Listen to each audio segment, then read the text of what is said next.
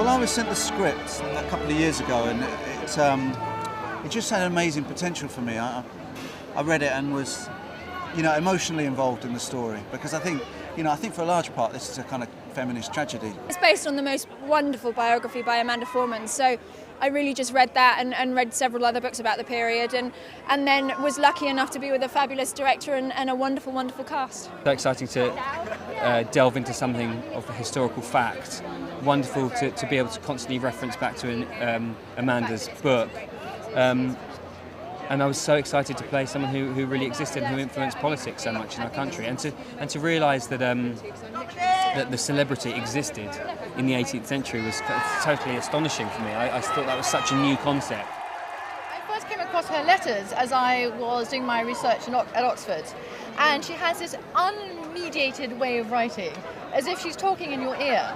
And I just thought, okay, she's the one. She's the feminist icon for us all. And she was a very famous fashion icon, so obviously the hair and the costumes was very important to get right.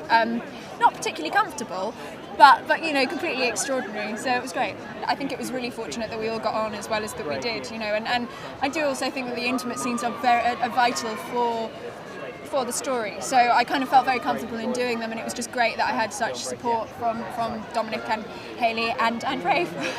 The idea of the film really is that it's not so much chemistry as anti-chemistry. That when you put the two of them in the room, they feel like a really odd, strange and interesting couple. It's full of silences and looks, and it's very subtle.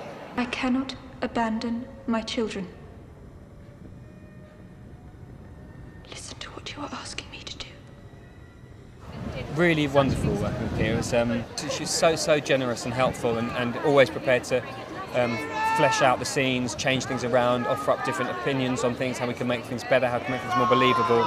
Really exciting to work with. She's wonderful to work with. I love her performance. I think she does fantastic work.